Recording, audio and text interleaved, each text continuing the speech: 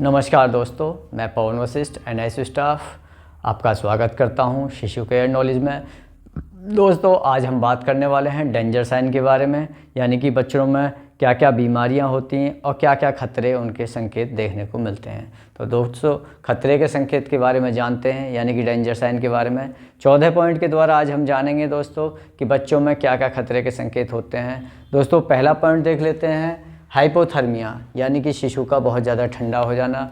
दोस्तों, आने वाला मौसम सर्दी का है। यदि आपका शिशु या बच्चा ठंडा पड़ गया है तो ऐसी स्थिति में आपका बच्चा सुस्त हो सकता है। साथ ही सुस्त होने के साथ ही बच्चे को दौरे आना व ब्लीडिंग हो जाना आम कारण है। दोस्तों, अगर बच्चा आपका ज़्यादा ठंडा है तो उसको बचाने के लिए तुरंत इमिडिएटली उसको वार्म अप करें, यानी कि गर्माहट बनाएं और शिशु की जान को सुरक्षित करें। यदि फिर भी दिक्कत आ रही है तो आप तुरंत चिकित्सा सलाह आप लें।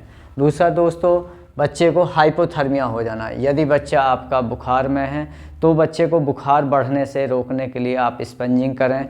यदि बच्चे का बुखार और भी ज़्यादा तेज़ है तो वो डॉक्टर के द्वारा पैरासीटामोल ड्रॉप आप डॉक्टर की सलाह से दें, जिससे कि बच्चे का बुखार कंट्रोल किया जा सके।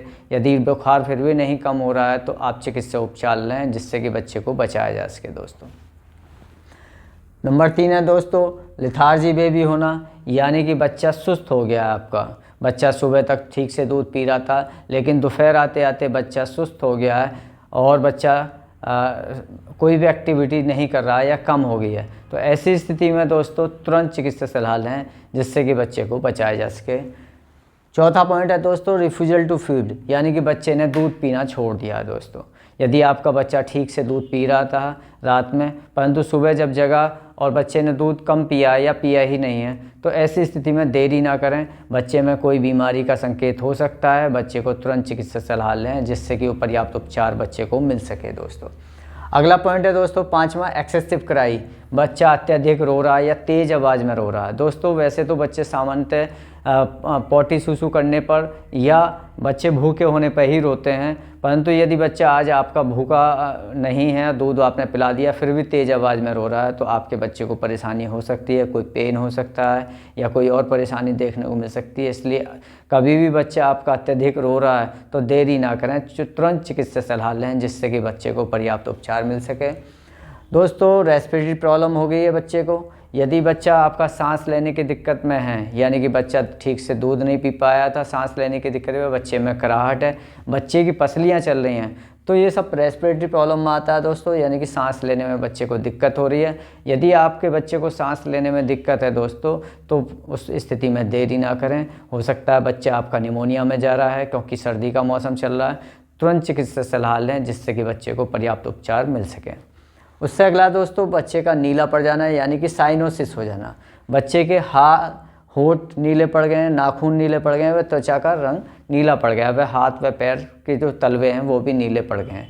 यदि बच्चा आपका नीलापन पे है, आज पहले गुलाबी था लेकिन आज हाथ व पैर नीले हैं, वह होंठ नीले पड़ गए हैं, तो ऐसी स्थिति में देरी ना करें। हो सकता है बच्चे को सांस लेने में दिक्कत हो रही हो, या कम समय का बच्चा है, एपनिक प्रॉब्लम हो रही हो, तो आप तुरंत चिकित्सा सलाह लें।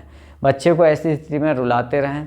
बच्चे को स्टिमुलेट जितना आप करेंगे बच्चा सांस लेगा। हो सकता है बच्चा जब सांस ले तो उसका जो नीलापन है वो कम हो जाए, यानी कि हाथ पैरों में खून का संचार ठीक से होगा, जिससे SpO2 उसका बढ़ जाएगा।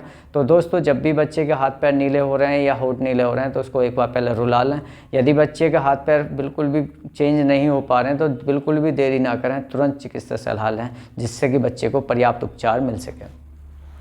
उससे अगला 8वां पॉइंट देख लेते हैं दोस्तों, जॉइंटिस हो जाना है, यानी कि बच्चों में पीलिया होना एक आम कारण है। दोस्तों, जितने भी बच्चे जन्म लेते हैं उन सभी को लगभग फिजियोलॉजिकल जॉइंटिस होता है, यानी कि शारीरिक बदलाव के कारण पीलिया देखने को मिलता है, परंतु कुछ बच्चों में पीलिया की मात्रा बढ़ जाती है। ऐसी स्थिति में बच्चे की जान को खतरा हो सकता है, इसलिए कभी भी आपके बच्चे को ज़्यादा पीलिया दिखाई दे रहा है तो बिल्कुल भी देरी ना करें, चिकित्सा उपचार जरूर लें। दोस्तों 9वां पॉइंट है वोमिटिंग करना। यदि आपका बच्चा उल्टियाँ कर रहा है दोस्तों, वैसे तो दोस्तों बच्चों में उल्टियाँ करना एक आम होता है, क्योंकि बच्चा जब भी दूध पीता है तो थोड़ी बहुत मात्रा सफ़ेद दूध की निकाल देता है, यानी कि फटा हुआ दूध निकालता है, उससे कोई परेशानी नहीं होती। लेकिन यदि आपका बच्चा हरी व पीली उल्टी कर रहा है और बदबूदार उल्टी कर रहा है तो वो एक खतरे का साइन है। हो सकता है बच्चे में कोई इन्फेक्शन है या इंटेस्टाइन में कोई प्रॉब्लम है। यदि बच्चे में हरी पीली उल्टी देखने को मिल रही है तो तुरंत चिकित्सा सलाह आप लें, जिससे कि पर्याप्त उपचार आपके बच्चे को मिल सके।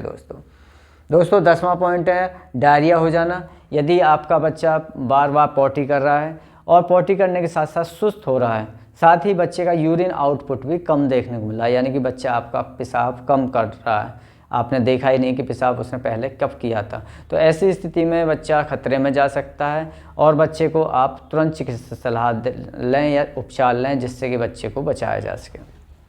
उससे अगला पॉइंट है दोस्तों 11वां एब्डोमिनल डिस्टेंशन हो गया है। यदि आपके बच्चे को पेट फूलना शुरू हो गया है और आपने देखा है कि सामान्यतः आज बच्चे का पेट बहुत ज़्यादा फूला हुआ है, तो ऐसी स्थिति में सबसे पहले दूध पिलाना बंद कर दें, यानी कि दूध देना बंद कर दें, बाहरी पेय पदार्थ कोई भी ना दें। यदि फिर भी आराम नहीं होता है दोस्तों तो डॉक्टर से सलाह जरूर लें, जिससे कि बच्चे को पर्याप्त उपचार मिल सके, क्योंकि एब्डोमिनल डिस्टेंशन होने पर बच्चे की जान को खतरा पैदा हो सकता है। दोस्तों 12वां पॉइंट है दोस्तों सीजर आना, यानी कि बच्चों में दौरे आना, झटके आना। दोस्तों बच्चों में दौरे आना या झटके आना सामान्य हो सकता है यदि बच्चे में कोई परेशानी है। दोस्तों दौरे व झटके की पहचान करने के लिए बच्चे को मेज़र करते हैं कि बच्चे एक तरफ ही देखे जा रहा है या आंखें ऊपर चढ़ा रहा है या हाथ पैरों को मरोड़ रहा है या साथ ही बच्चा चीख रहा है अजीब गरीब आवाज़ में, तो ये सब दौरे में देखने को मिलता है। दोस्तों जब भी बच्चे को दौरे आ रहे हैं तो तुरंत आप चिकित्सा इलाज लें, क्योंकि इस स्थिति में कभी भी देरी नहीं करनी चाहिए। दौरे आने पर बच्चे को घुटन हो सकती है, बच्चे की सांस रुक सकती है और एयरवे यानी कि मुंह और नाक में कोई भी पेय पदार्थ ना डालें, और अगर कुछ आ रहा है तो उसको साफ़ कर लें, जिससे कि उसकी दम ना घुट पाए और बच्चे को सांस आती रहे, क्योंकि दौरे आने पर दम घुटने की शिकायत देखने को मिलती है। दोस्तों साथ ही 13वां पॉइंट है दोस्तों कोल्ड इन्फेक्शन हो जाना। यदि बच्चा आपका छोटा है और गर्भनाल के चारों तरफ लाल पड़ गया है, यानी कि जो कोड थी उसके चारों तरफ रेडनेस हो गई है और वहाँ से पस आ रहा है दोस्तों, तो ऐसी स्थिति में भी दोस्तों खतरा बच्चे को हो सकता है, क्योंकि इन्फेक्शन कोड का अच्छा नहीं होता, बहुत तेज़ी से फैलता है। अगर आपने देखा है कि बच्चे के कोड के चारों तरफ लाल हो रहा है या पस आ रहा है तो तुरंत चिकित्सा इलाज लें, जिससे कि बच्चे को पर्याप्त उपचार मिल सके। और 14वां व आखिरी पॉइंट देख लेते हैं दोस्तों, बच्चे का वेट लॉस हो जाना, यानी कि बच्चे का वजन लगातार गिर रहा है, तो ऐसी स्थिति में बिल्कुल भी देरी ना करें, तुरंत चिकित्सा इलाज लें, जिससे कि बच्चे को पर्याप्त उपचार मिल सके, क्योंकि बच्चे का वेट लॉस हो जाना खतरे पर जान को खतरा पैदा हो सकता है, क्योंकि बच्चा का वजन यदि एक बार चला जाता है तो सर्वाइव करने में बहुत ज़्यादा दिक्कतें आती हैं दोस्तों। तो दोस्तों ये थे आज बच्चों में से जुड़े हुए कुछ डेंजर साइन। वैसे तो और भी डेंजर साइन होते हैं दोस्तों, लेकिन ये कुछ प्रमुख डेंजर साइन थे जिनको आप आसानी से पहचान सकते हैं व उनको पहचान के अपने बच्चे की जान को सुरक्षित कर सकते हैं, यानी कि बच्चे को बचा सकते हैं। दोस्तों इनमें से कोई भी डेंजर साइन यदि आपको अपने बच्चे में दिखाई दे रहे हैं तो दोस्तों तुरंत चिकित्सा सलाह आप लें, जिससे कि बच्चे को बचाया जा सके।